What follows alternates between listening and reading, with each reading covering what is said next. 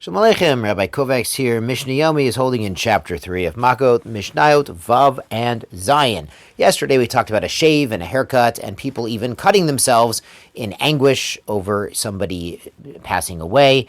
Now it's interesting, the Torah doesn't allow those, but the Torah does say you tear your clothing in grief and sit shiva, get support from the community. It's important to realize every emotion has a kosher way to express it and work through it.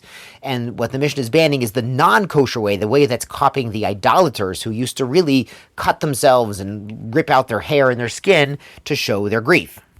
So something else the pagans used to do, which has made a comeback in recent times, is tattooing. So Mishnah Vav talks about this. A kotev ktovet kaka. Someone writes in the writing of tattoo.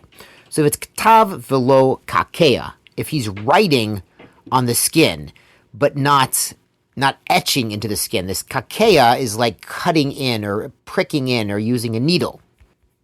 Or kakea velo ktav, or something is pricking into the skin without any sort of coloring substance, eino chayev. So he's not liable for tattooing. Tattooing requires piercing of the skin in some manner and some sort of way to produce color or ink there.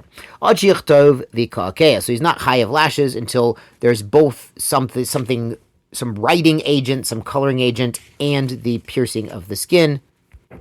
B'dio, this could be with dio, that's standard black ink that we use for our holy books. Kahol means blue, but it's typically a form of makeup. And eyeshadow is usually blue, anything that uses skin color. But and really anything that leaves a mark under the skin is going to be problematic. And the first opinion holds it's a problem no matter what they're actually writing in the skin. Rabbi Shimon ben Yehuda, Mishum Rabbi Shimon Omer, so he brings a sheet from Rabbi Shimon, Eino chayev ach yichtov sham et Hashem. He's not chayev for tattooing until he writes in that tattoo a name. Now, usually when we say Hashem, it means Hashem, and the Gemara, they explain his shita is actually, it's not just Hashem, but if he writes a pagan name or some sort of pagan symbol also, that would count. Shneimar, because the pasuk actually says in Vayikra chapter 19, Uktovet kaka, and the writing of tattoo, Lo titnu bachem ani Hashem. Don't place in you, I am Hashem. So in the Gemara, they explain how he learns out that it's really any name of a deity would count as a tattoo, but the halacha doesn't follow this opinion that any tattoo is problematic. Of course, as we learned in Sota, one of the steps in Sota ritual was actually erasing the name of Hashem to bring shalom bayis between a man and his possibly wayward wife, but typically it's very, very strongly forbidden to erase the name of Hashem. So I've heard there have been instances where somebody in their youth, a Jewish person, received tattoos and then wanted to become Baal Tshuva and wanted to come back to the community, and they had a tattoo with Hashem's name. And this is a serious shaila, it's a serious question for some big post-game to figure out what to do in such a situation. On to Mishnah Zayin. Nazir, back to Masechet Nazir. Remember, they have taken a ban from drinking wine and becoming tameh, and they grow their hair out. So what about a Nazir shayashod to be yayin kol hayom? He's drinking wine, he's sitting in a bar all day. Eino chayev ela achat. He only gets one set of Makkot. So this is when they only warned him one time. The bartender said, it's forbidden for a Nazir to drink wine. You're going to get lashes. He says, yeah, I know.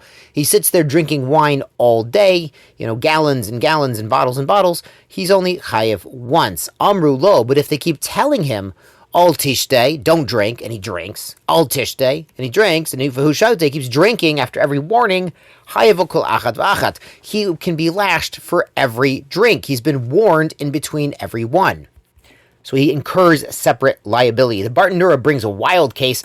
What if he's about to drink a whole bottle of wine, and they say, you know what, that bottle of wine has 10 revi'ot. A revi'it is the liquid equivalent of a kazayit. You need a revi'it to be liable for Makkot. Of course, he can't drink any amount of wine, but he needs a revi'it to be liable, as we learned back in Masechet Nazir. So if somebody warns him, hey, that bottle has 10 revi'ot, you'll be chayev 10 times, and he drinks the whole bottle at once, he's still chayev 10 times. And it's good to remember generally that we don't punish people until they're actually warned and they actually know what they're doing. So this hatra, this warning that people are giving him, is actually required for the court to administer the punishment of lashes. Hishar kochachem, more on the Nazir tomorrow. Tizku the mitzvot.